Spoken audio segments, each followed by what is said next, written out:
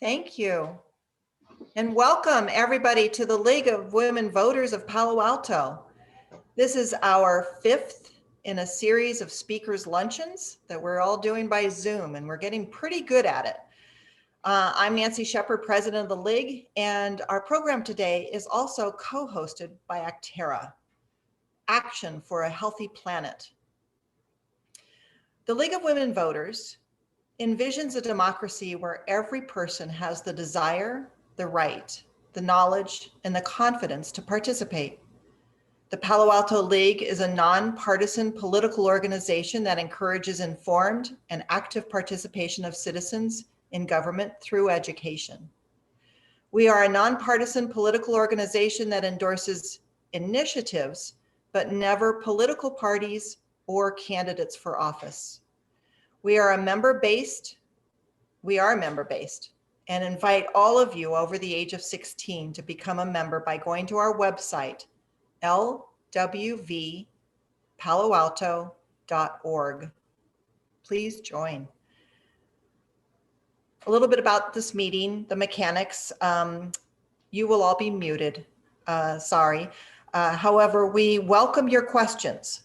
Just go to the chat function for Q&A and write in your question, and one of our members will be monitoring this throughout. And at the end of the presentation, we will start the Q&A. So about our program, the League of Women Voters of the United States has declared climate change to be both an emergency and a priority. So today's topic, climate crisis, call to action. Think globally, act locally.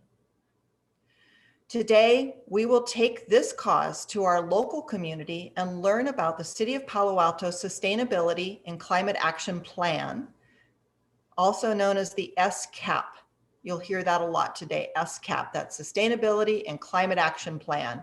And this is in the updated form, and we started to do an update to this in early last year in 2020 to help retarget the sustainability goals to reduce greenhouse gas emissions 80% below the 1990 levels by 2030 in 7 key areas of action: energy, mobility, electric vehicles, water, climate adaptation and sea level rise, natural environment, and zero waste.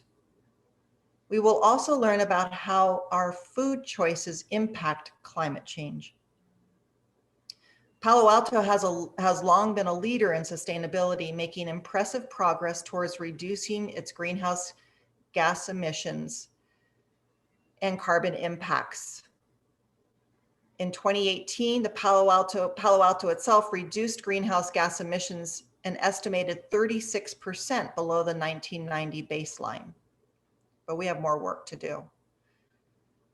Our moderator today for today's program is Mary Okiki.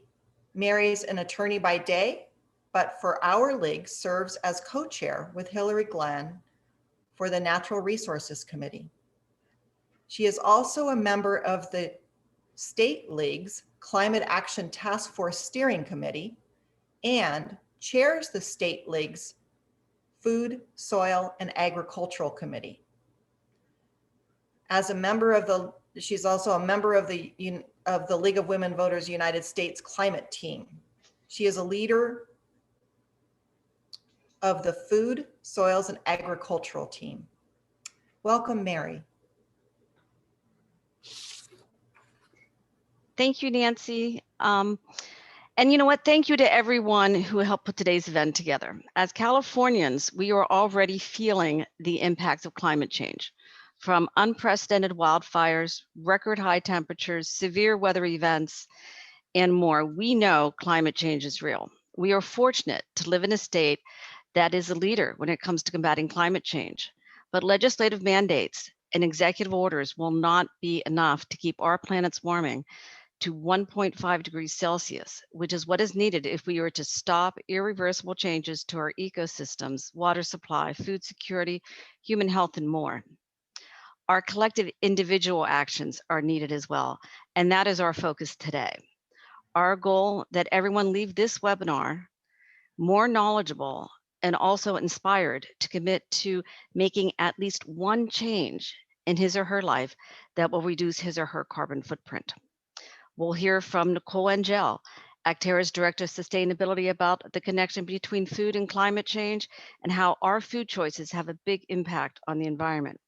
But first, we're going to hear from Christine Luong, Sustainability Manager for the City of Palo Alto. In that capacity, she works with the city's different departments to implement the city's SCAP, as well as to inform and engage the city's residents about it. Since receiving her undergraduate in environmental science and policy from Duke and later her master's in public policy from SFSU, she has spent her career working to create a healthier, more sustainable planet.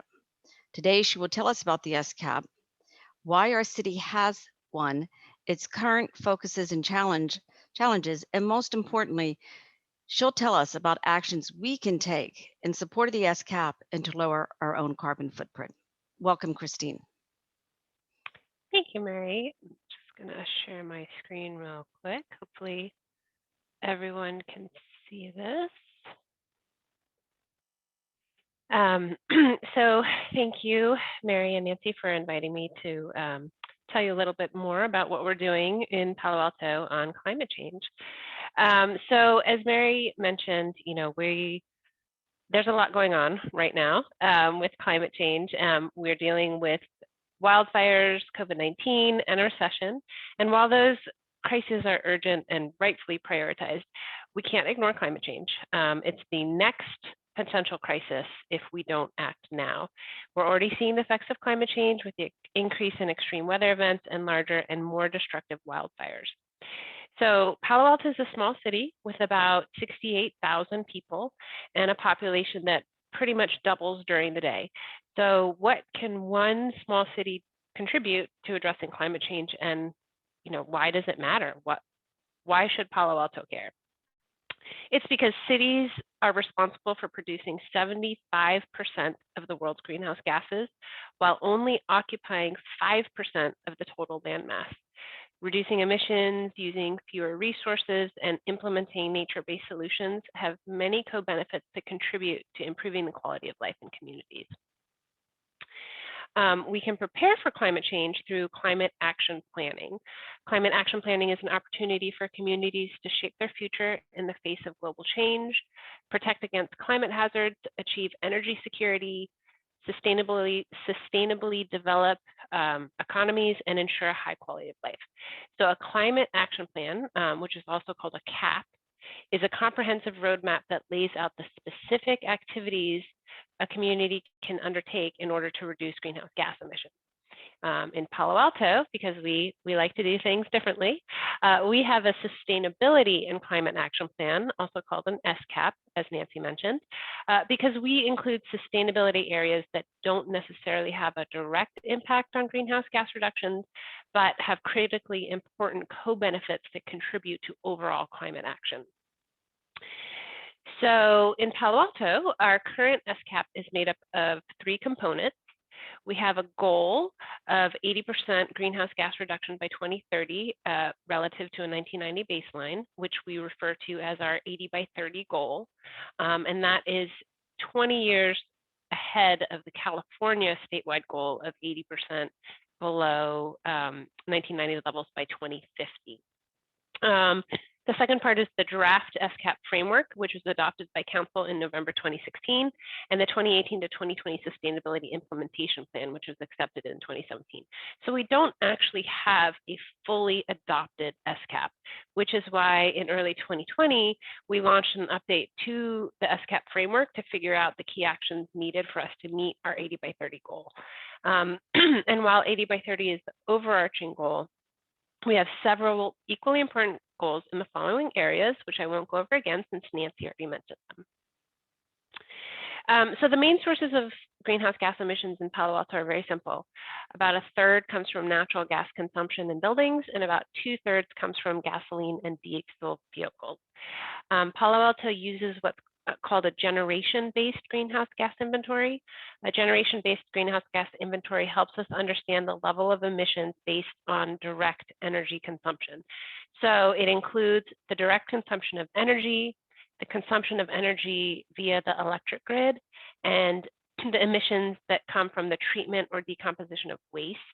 And emissions are reported by emission source category. And this is the type of inventory that most cities use. Another type of inventory is a consumption-based inventory, which helps us understand the level of emissions based on consumption and offers a more holistic approach for quantifying emissions within a community, because it takes into account the consumption of goods and services, so things like food, clothing, electronic equipment, air travel, by residents of a city. And those emissions are reported by consumption category. So looking at Palo Alto's emissions, this huge red section is road transportation, and it represents Palo Alto's largest source of greenhouse gas emissions, followed by natural gas use, which is the big blue section. In 2019, Palo Alto reduced our greenhouse gas emissions by approximately 38% relative to our 1990 baseline. So if we were to do nothing else over the next 9 years, other than all the plans and policies and ordinances that the City Council has already approved, we're projected to decrease our emissions by 47% by 2030, which is great, but it's still very far short of our goal of 80 by 30.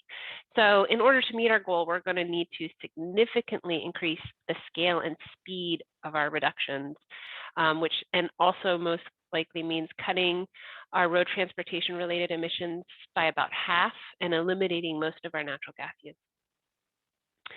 So we're still analyzing the exact greenhouse gas reduction potential, costs, and co-benefits of our proposed SCAP strategies. But what we are finding is that there are 4 areas that have the highest potential to reduce greenhouse gases.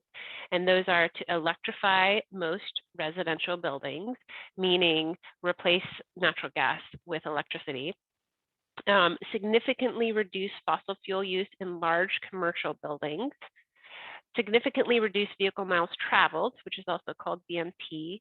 And it's important to note that the reductions that we can achieve in VMT are extremely limited by the current density of our land use. So for example, San Francisco, which is way more dense than Palo Alto, they can see a reduction of up to 60% of their VMT, just because they're a much denser community. And then the final area is to electrify the vast majority of our remaining vehicle trips. So we can implement strategies to reduce VMT related to commuting, but we can't prevent people from driving to run errands or socialize or drive to things unrelated to work. The only thing we can do is to encourage the electrification of those remaining vehicle trips. So in order to reach 80 by 30, we'll need to look at different strategies for implementing our key actions. We currently utilize mostly voluntary market-driven solutions, such as rebates and education and outreach, and some intervention items like REACH codes and ordinances. We'll most likely need to employ government-driven solutions like voter-approved mandates and possibly voter-approved fees or taxes or bonds, where the heavy lifting is involved, and especially doing the final push to get to the final, 80 by 30. So for the next 2 years, just because of COVID, because of the economy, we're probably going to need to focus on the lower cost areas and the lower certainty key actions, and not necessarily the highest greenhouse gas reduction potential actions. But we are definitely going to need to explore different funding streams like ballot measures or bond measures, or even perhaps establishing a carbon fund. So what can a Palo Alto resident do to contribute to our 80 by 30 goal? So let's take a closer look at natural gas use. So for an average single family home in Palo Alto, natural gas use makes up 70% of the home's total energy use. So the bar chart on the right shows the breakdown of natural gas use in single family homes. Space and water heating combined use 85% of the natural gas in an average single-family home in Palo Alto.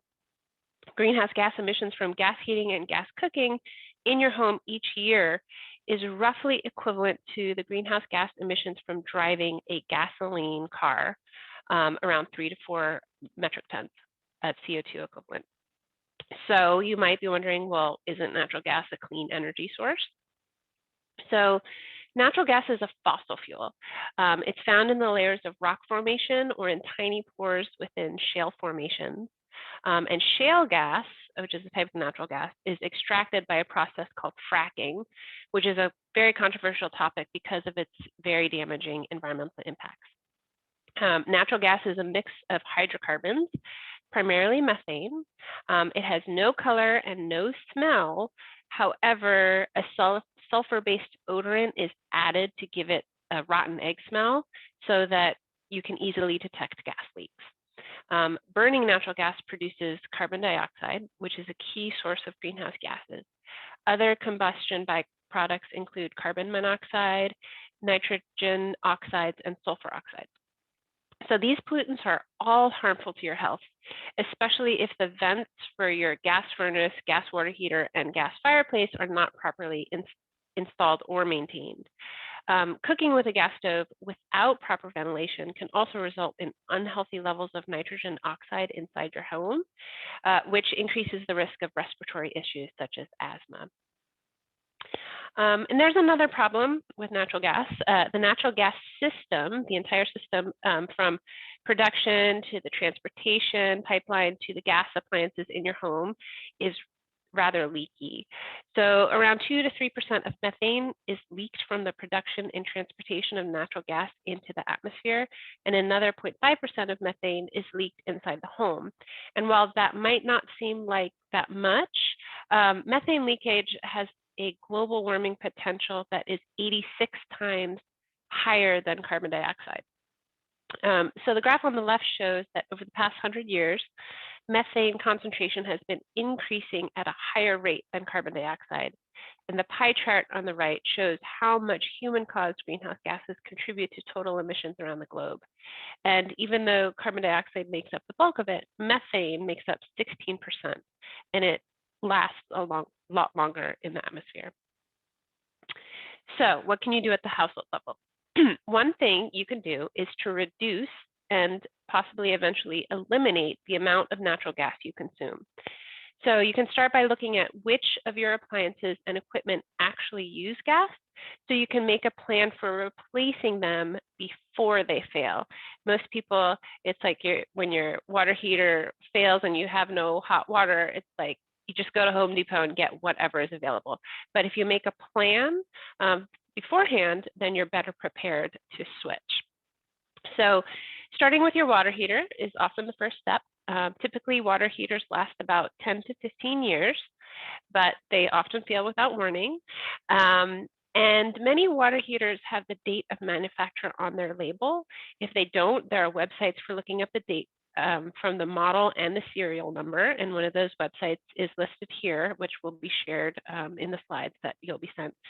And you can also contact the Home Efficiency Genie, which I'll cover in a moment. Furnaces typically last about 15 to 20 years. And although most people would say they're not as critical as having hot water, it's still best to plan for their expected life and consider various heat pump options. No one wants to be trying to plan a new furnace in the middle of the winter. And while we have a mild season, you know, we still have approximately 5-month heating season here in Palo Alto. And more people are considering adding air conditioning because of climate change, things are getting hotter. So it makes sense to start planning your system between seasons.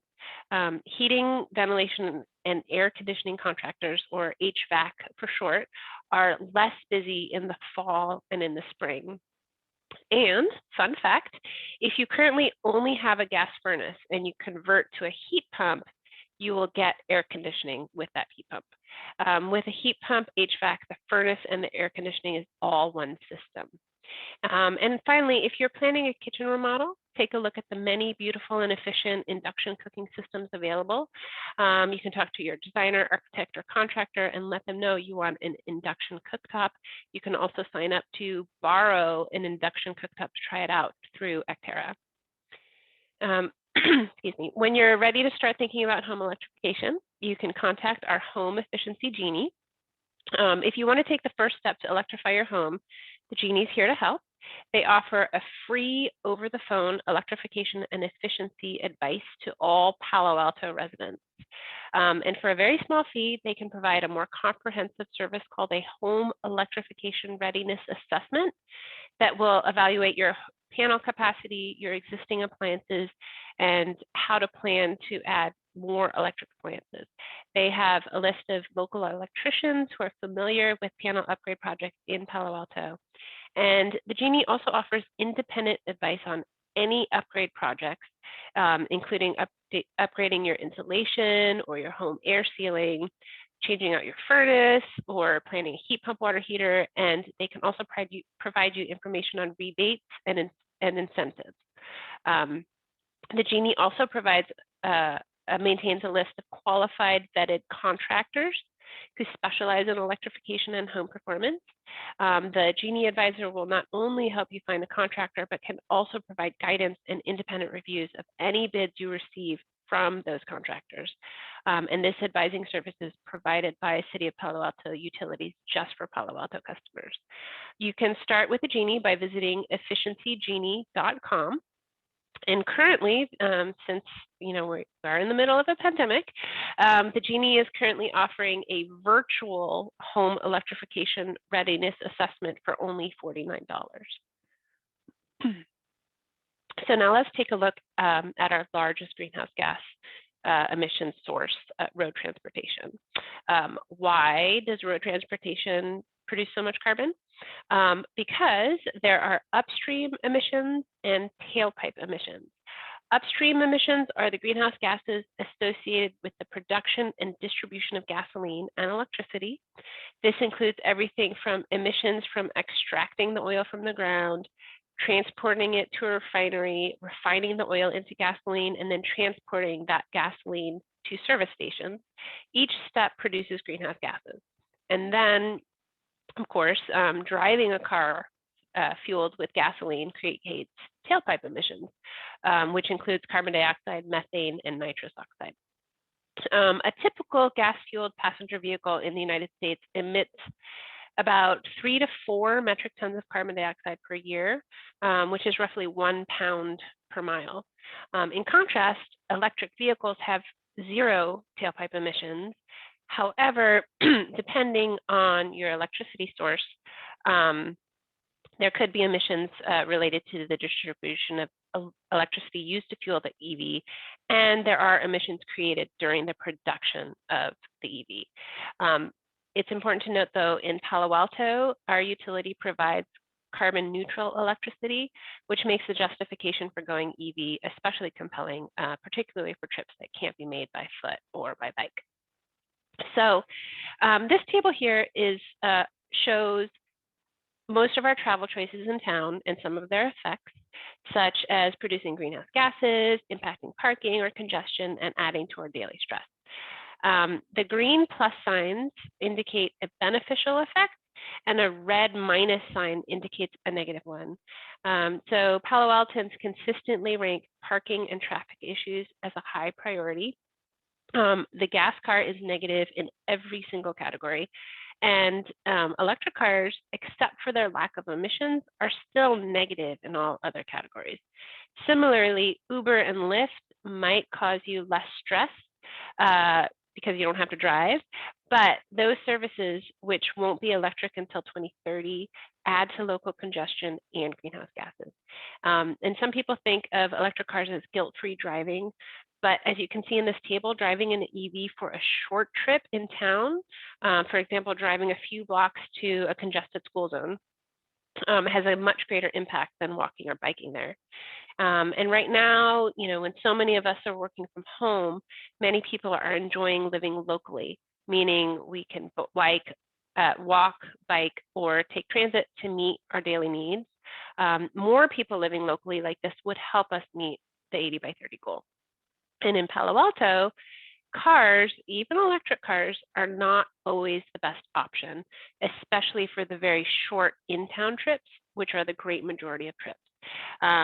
So it's interesting to note, nationwide, 81% of trips between 1 to 2 miles long are made by car.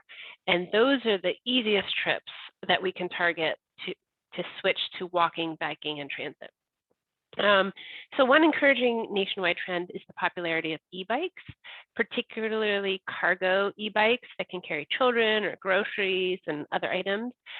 E-bikes allow cyclists to reach longer distances, and for many households could possibly replace at least one car.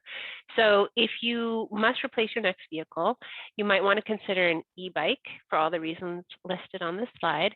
We're also tracking legislation that, if it's passed, would authorize a credit of up to $1,500 off the purchase of an e-bike. So let's turn quickly to where Palo Alto's electricity comes from. Palo Alto's electricity has been 100% carbon neutral since 2030. This means that electricity supplied by the city of Palo Alto comes from clean, carbon-free sources, including hydroelectric energy, solar energy, wind, and biomass energy. So Palo Alto doesn't have any long-term power contracts for gas-fired electric generation. And at the state level, California has already phased out coal-fired electric generation. By 2045, 100% of the California electric grid will be carbon-free. So because Palo Alto's electricity is 100% carbon neutral, switching to electric appliances in your home and switching to an electric vehicle have a profound impact on greenhouse gas emissions. So we are still currently evaluating the results of our SCAP analysis to figure out what we can realistically implement. We hope to present the results to council this spring. And we want the community to be able to envision the reality of what SCAP implementation will look like. And what's becoming clear is that this effort is truly urgent. When council adopted the 80 by 30 goal in 2016, some people saw it as aspirational. But based on the science that was mentioned earlier, if we want to avoid the worst impacts of climate change, then we have to get to 80 by 30. Not 80 by 40 or 80 by 50, but 80 by 30. And it's most likely going to, cost a bit of money. And so we are doing additional analysis to determine how the cost could be financed. So they're more manageable. And it's also not just about cost, it's also about trust, especially in the wake of high-profile incidents like what just happened in Texas with their cold snap. We need to be able to address concerns about utility services and emergency preparedness in an electrified world. We're also trying to give attention, to protecting the most vulnerable in the Palo Alto population. So no plan would be complete without a way to protect low-income residents, small businesses, and others with less financial capacity or physical capability to electrify their homes or vehicles. So we've taken a pretty comprehensive look at the cost of protecting these customers and how those efforts could be financed. And as we complete our analysis, we're finding that to achieve 80 by 30, we're going to have to fully commit to all technically feasible avenues for emissions reductions. So that means greatly reducing vehicle miles traveled by encouraging alternative commutes and reducing VMT by enabling smart land use changes, such as adding housing and neighborhood services and transit corridors. And it means electrifying the Palo Alto vehicle fleet and convincing most people who work in Palo Alto to telecommute if they can, take transit or drive an EV. And then, after all of that, we still have to deal with transportation emissions from visitors to Palo Alto and regional transportation sources like delivery trucks, Uber, Lyft, groups of emitters that we have very little control over, which means we also need to do a deep decarbonization of buildings, especially in the multifamily and non-residential sectors, with the recognition recognition that it's still technically challenging and expensive in those areas. So we're going to have to focus a lot on single-family residential electrification as one of our most efficient courses of action. But if we're going to go that route, then we need to figure out financial support to make it easy as possible to go electric, and also potentially pair that effort with side benefits like fiber to the home or undergrounding utilities. So we're very hopeful that we can work with the community and partner organizations to achieve our 80 by 30 goal. Thank you for your time, and I'm happy to answer any questions you might have during our Q&A. Thank you, Christine. I really appreciate that. That was a very comprehensive oh, do you guys see a climate crisis call to action on my screen? Yes? Yes. Okay, good, thank you. Well, actually, thank you, Christine. That was very comprehensive. And I want to give a big plug for the Energy Genie, because we did it in our home a couple years ago, and it was fun and interesting, and kind of a fun way to spend an afternoon too. Also for an e-bike. I got my e-bike last summer. And it's great. I love it a lot. But you brought up something really important that is highlighted in the graph that I have up, which is this came from the Coal California Air Resources Board, california.gov. It's a climate policy tool. And this is a consumption-based model. And if you know that the urban infill says if we have greater density, we will greatly reduce our carbon footprint.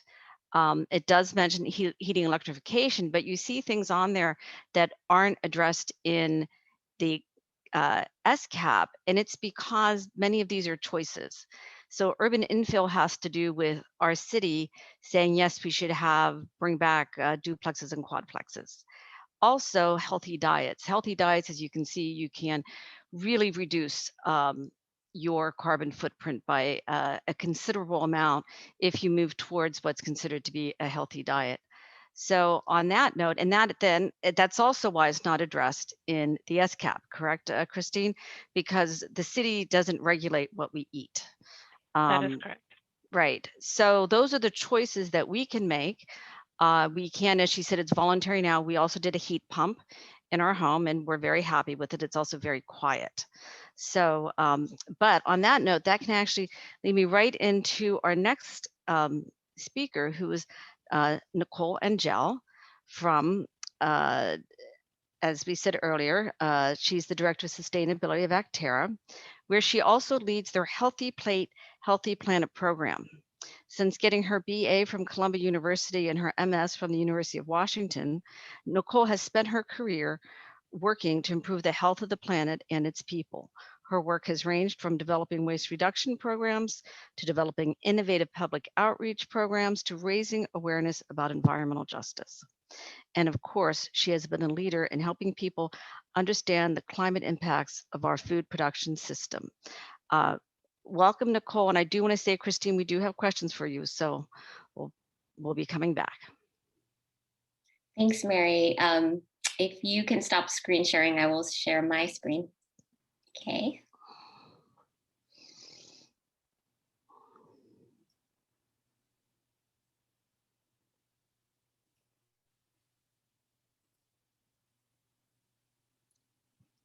All right, so thanks so much for that great introduction, and thanks, Christine, for a wonderful presentation. And I'm gonna get started. So for those of you who may not know Actera, we are a Palo Alto-based nonprofit that brings people together to create local solutions for a healthy planet.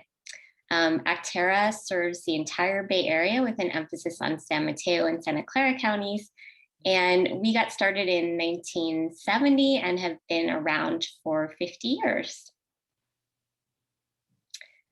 So we educate and support people to take action to reduce our Bay Area carbon footprint.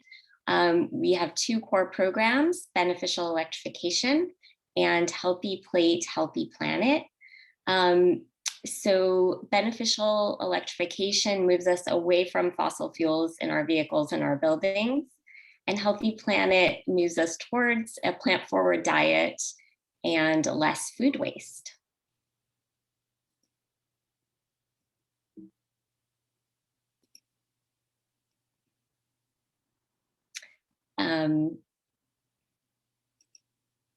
So a lot of people are aware that a large part of their carbon footprint comes from driving a gas-powered car, and that another big portion comes from heating and powering their home. So those are represented by the first two bars on the graph here, and this is a consumption-based graph of the Bay Area, typical Bay Area household greenhouse gas footprint. But many people are surprised to learn that their food footprint may be comparable to or even greater than these other footprints. And so you can see food is in the third bar here.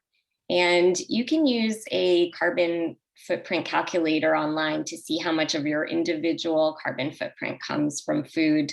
It's going to vary a lot, but this is, as I mentioned, an average household GHG survey. And here in the Bay Area, the average household contributes nearly 10 metric tons of CO2 equivalents annually just from food. So 10 metric tons of CO2 equivalent greenhouse gases from food. And that's hard to understand what that means, but this picture shows you 1 metric ton of CO2. And so you'll need to imagine 10 times that per household per year just from food. Food waste is a really big part of that. Another surprising fact is that 40% of our food in the US is wasted somewhere along the chain from farm to fork. This image here shows the average amount of food wasted by a family of 4 in just 1 month. For many people, that food waste is not even composted. It goes to the landfill where it decomposes and slowly leaches methane into the atmosphere. And methane, as you heard, is a powerful greenhouse gas with about 86 times the potency of CO2. And so when it comes to climate change, that's a very big problem. And of course, it's doubly disgusting to think of all this food waste when 1 in 4 people in the Bay Area doesn't have enough to eat. So reducing food waste is obvious, but you may also be wondering, why are we encouraging people to adopt a plant-forward diet? And what does plant-forward mean? So plant-forward is a diet that emphasizes and celebrates plant-based foods, but is not limited to them. It involves making plants the centerpiece of the meal, using meat and dairy as an accent, or not at all. You already know that it's healthier for you as an individual to eat more fruits, vegetables, legumes, and whole grains, but it's also healthier for the planet. And here, this chart shows the greenhouse gas emissions compared across different foods. Everything to the left of the vertical line is animal-based, and to the right is plant-based. So it's pretty drastic. All the animal-based foods have a much higher footprint than the plant-based foods. Beef, cheese, milk, other dairy products, chicken, eggs, pork, and seafood. They're all carbon intensive.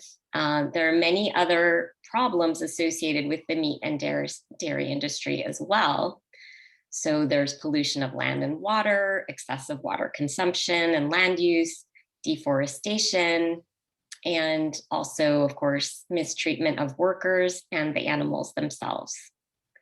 You can see here that beef comes in far above everything else. 1 serving of beef has 60 times the carbon footprint of a serving of beans, 60 times. And lamb, which is not included in this particular study, is even higher. Why so high for beef and lamb? Well, these animals are ruminants. Ruminants are mammals that have extra compartments in their stomach. They collect food in these compartments and it ferments. And the fermentation happens with the help of microbes, and methane gas is produced. And so the cows get gassy, and this gas is released mostly through burps. And it's methane, as Christine mentioned, and I mentioned earlier, that's a super powerful GHG, again, 86 times more powerful than CO2. And it's a really big problem. So you can see our food system is really broken, and it's full of inequity, as we know. Our planet is in crisis, and really there's no reason to wait here. Climate action is something that we all need to contribute to and all need to be part of the solution. And dietary changes are a really easy way. They're healthier for you, and there's really no reason not to try going plant forward today. But you're gonna ask, as many people do, will I get enough protein? This is a common question, but actually plants are full of protein, and that's how animals get it. So as long as you eat an adequate number of calories and that you minimize processed foods, you'll get plenty of protein. It's recommended that about 10% of your calories should come from protein. 51 grams a day is the recommended amount for an average 140-pound adult. If you choose to eat only plants, a 2,000 calorie diet of only plants supplies 70 grams of protein. So that's more than enough. And most people are getting too much. A plant forward diet is rich in vitamins and minerals and calcium and other nutrients. So even if you went completely plant-based, the only thing you would need to be concerned about is vitamin B12, and it's really easy to get that from a supplement. So you'll be well nourished on a plant forward diet. Give it a try, and you'll soon see you feel better. You have more energy. Eating plant forward is easy, and it's a no-brainer. You don't have to become vegan. You don't have to become vegetarian. Just reduce your meat and dairy intake to a level that's comfortable for you. One of the easiest places to get started is with milk. You can switch from cow's milk to plant-based milk. There's so many choices out there now, and one of them will be to your taste. I personally love oat milk. Many people love almond, coconut, macadamia nut, flax, rice milk, you name it, it's out there. There are new ones every day. And then next, you can try moving meat to the side of your plate or off of your plate entirely for some meals or some days. Many people get started with Meatless Monday, for example. Or you could try being plant-based before 6 p.m. and just plant-based for all your meals but dinner. If you eat one less serving of beef each Monday for 1 year, that saves 348 miles worth of emissions. And you can picture this, producing just one typical quarter-pound beef burger uses 10 bathtubs full of water. So that adds up, and every bit counts. So here are some recipe ideas. You can try chickpeas instead of lamb in your hero.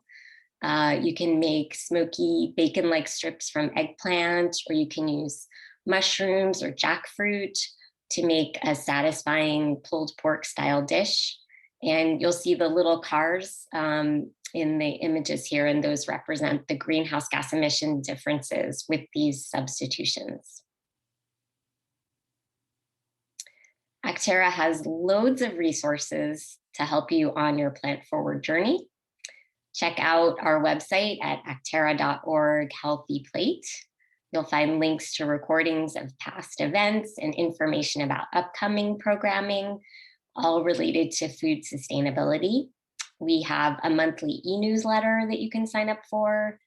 We offer periodic month-long plant forward challenges in which we ask you to make a pledge for the month. So it could be going meatless 1 day a week, or going totally plant-based all month, or something in between. We'll meet you where you are and support you on your journey with a personal buddy to answer your questions and regular emails full of tips and recipes and an analysis of your carbon savings for the month. So in January, we held our Veganuary Your Way Challenge. And next up is Meatless May. We'll be opening the registration for the May Challenge in just a few weeks. We also have a growing community that's currently meeting virtually through Facebook. But when we're able to, we're going to have more in-person gatherings and meetups. So you can join the My Healthy Plate, Our Healthy Planet community and find and share plant-forward recipes, local restaurant recommendations, sustainable cooking tips, and a lot more. And you can also join a virtual plant-based induction cooking class. So we have guest chefs. In February, the class was hosted by the Veganhood chefs. And this month we have Chef Kelvin Briggs, and he's cooking with us.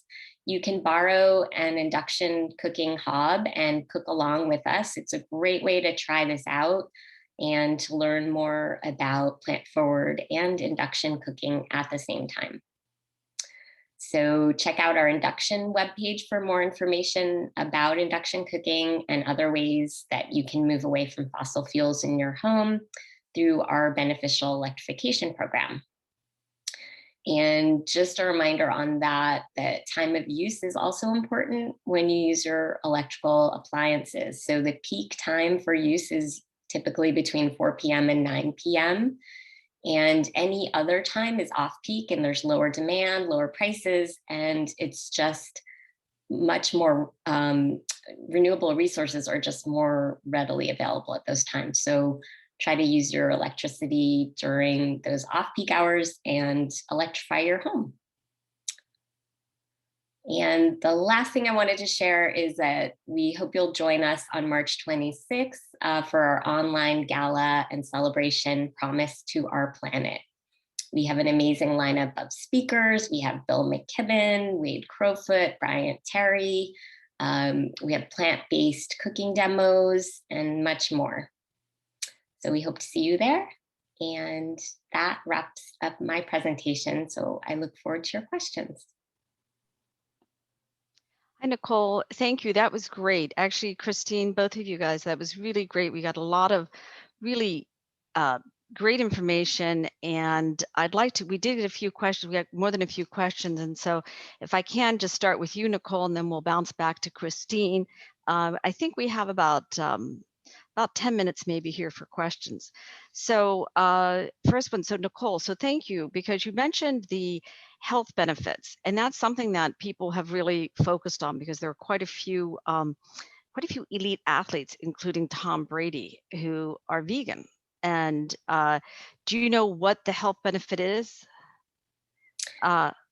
Yeah, I mean, there are numerous health benefits. So you're going to get way more fiber, you're going to get more nutrients, you get reduced inflammation from a plant-based diet. As I mentioned, you're going to get plenty of protein. You're going to steer away from saturated fats and cholesterol, which are all contributors to heart disease, and that's a huge killer in the US. You're also going to be at lower risk for many types of cancer. And if you haven't seen it, there's a great film called The Game Changers. You can watch it on Netflix, and it talks about these performance athletes who have gone plant-based and seen just tremendous boosts in their performance. And they're amazing. Olympic athletes, professional athletes are plant-based. There's hundreds of them. So there's really no reason not to give it a try. Yes, it's interesting because the last time I saw my doctor, she mentioned that she was getting certified as now as a doctor. They have programs for doctors to become certified in diets, specifically moving them towards plant-based. And it's because I have a note here, the American Heart Association recommends reducing one's meat consumption. for heart disease, type 2 diabetes. And then UC Davis did a very simple look where they looked at the average American diet and then a Mediterranean diet, and found that a Mediterranean diet is both better for your heart and your health and also for the climate. So we don't really have to go or even say add more vegetables. We can say eat a heart healthy diet. And you can talk to your doctor, because I know Kaiser and Sutter all have programs about that, all have programs on that and web pages dedicated to helping people eat a heart healthy diet. So that was one that came in. The other one that came in here. Oh, so can you, so someone said, if you're going to eat a meat, what is the best meat to eat? And then how do you support, say, agricultural practices like regenerative agriculture, the people who are using that? Yeah, so there is, better meat that you can eat if you do choose to eat meat. So regenerative beef is available. You can find it at your farmers markets. You can order it online directly from the ranches themselves, or also through Good Eggs, which is a delivery service. Any of those options. You definitely still want to eat less meat, but when you do eat it, the better meat is a good choice. It is certainly more expensive, and so maybe not accessible to everyone. But when you're eating less, of course, then your cost is reduced, and the plant-forward diet is much less expensive. Mm-hmm. Yeah, and part of that is also that because there are so many beef subsidies and subsidies for the meat and dairy industry, the cost that we pay isn't really the true cost of the meat and dairy products. Absolutely. Very Right. good point. So Christine, so we're going to bounce over to you, Christine. We have quite a few questions. First question, is the Palo Alto shuttle coming back? That is a great question. We are working on trying to find funding sources to bring it back. Okay, so that's a maybe. Correct. Okay. The second question is regarding the home electrification, and I know the league sent a letter about this, so I'm going to raise the issue, which is, as we electrify, and the new homes are all going to be electric, and as you mentioned, the multifamily homes will not be, will be harder to get to go electric, landlords, tenants, and then also so many people here are retired on fixed incomes and have older homes that are going to be very expensive to retrofit. Won't the price of gas go up tremendously then? And what are we doing as a city to adapt to that? Because we'll have a whole bunch of people who are all electric, and then we're going to have some people who are gas. So do we have a plan for that? We don't have a finished plan for that, but that is something that is top of mind as we develop policies. If we get the green light from council that we need to phase out our natural gas utility, we're going to need to have a very comprehensive and strategic plan, so that the sort of the late adopters, as it were, of electrification aren't unduly burdened by rate changes. So that is definitely something that we have to figure out and plan for carefully. Yeah, so that is in the program then. You guys have a close eye on that. Yeah. Great. So let's say here's another one.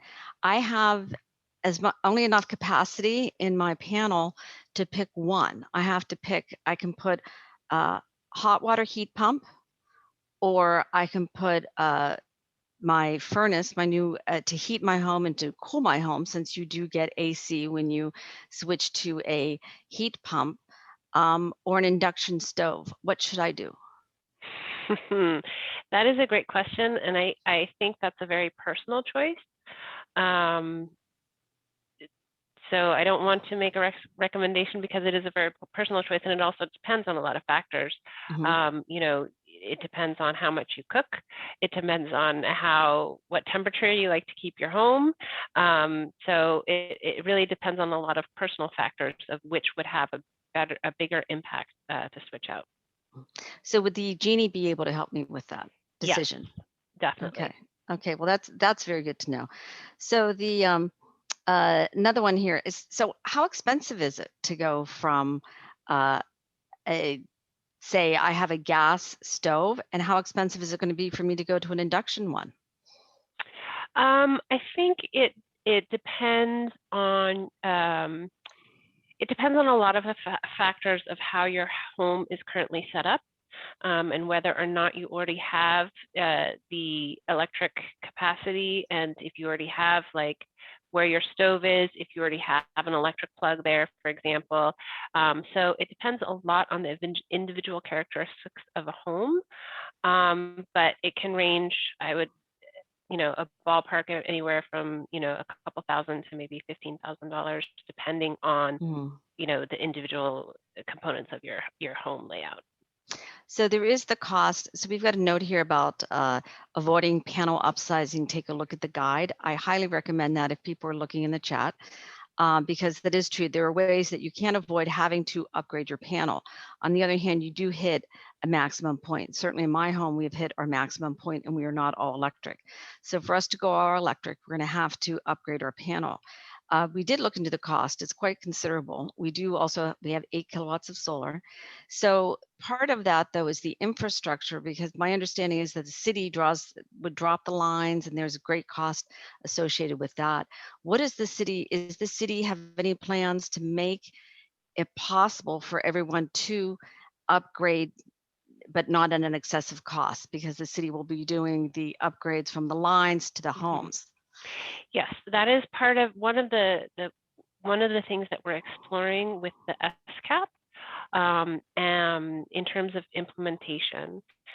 So it's tricky because we're in COVID times and we're in the middle of a recession. It's tricky because all of this is going to require resources. It's going to require staffing. It's going to require program resources. So we have to figure out how to finance these items so that we can implement programs that are not a huge financial burden for our customers. Great, thank you. So we only have, I think, time for 2 quick ones, because I know Myra wants this back at the end. But so I'm going to make this 2 quick. Maybe it's only one I can get in there. You touched on it, which is the resilience factor, because I do know lots of people up in the Grass Valley area, when their power went out, they ran out and they bought a gas generator, which is a disaster for the climate. But are we doing anything? Are we planning microgrids? What are we doing to not be so susceptible to PG&E? And because I think we only have one line, right? 2 power lines come in across the bay, and that's where we get all our power. I'm not sure about those details, but we do have the advantage of Palo Alto owning and operating our own utilities, so we're not beholden to PG&E necessarily, except for some of the unincorporated areas in the foothills. But yes, so resiliency is something that is extremely top of mind. We work very closely with our Office of Emergency Services on resiliency issues. The Office of Emergency Services has several pilots, microgrid pilots and battery storage pilots, to see how effectively we can implement, these type of resilience, plan Bs, to have a microgrid or have backup battery storage. So part of the struggle is technology. We're waiting for the technology to catch up.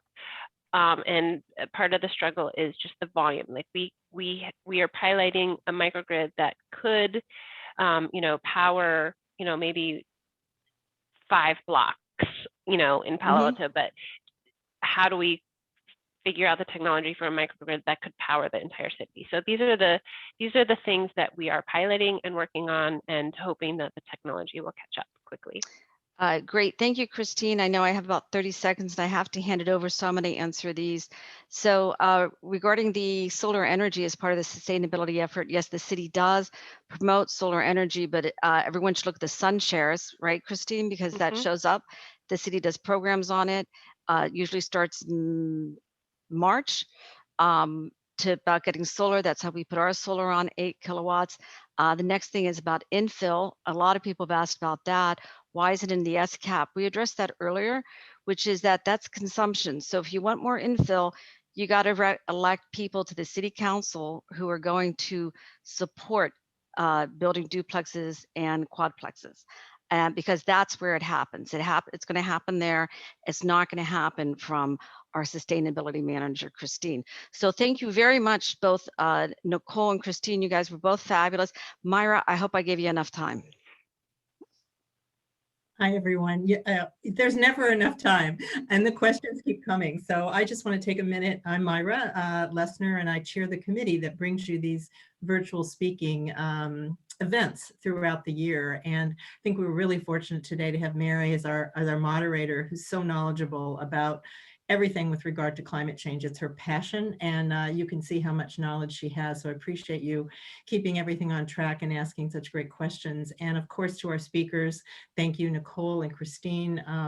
We could listen to, you have so much detail to share. And I hope that everyone walked away with at least one thing, if not more, that you want to do as individuals. I know I did, in terms of really having a positive impact on our climate change crisis. I think everybody's very concerned. Palo Alto is a very active community, and it's really nice to see that the city itself is really ahead of the curve in terms of the state of California. So it's something we'll always be aware of, always need to work on. There's been so much damage done, and we have a lot of catching up to do. So 2030, here we come in terms of getting there. I'd like to just take a minute to shout out for my committee, Louise Valentes. And if you can, I don't know if you have your camera on or off, because just give a wave.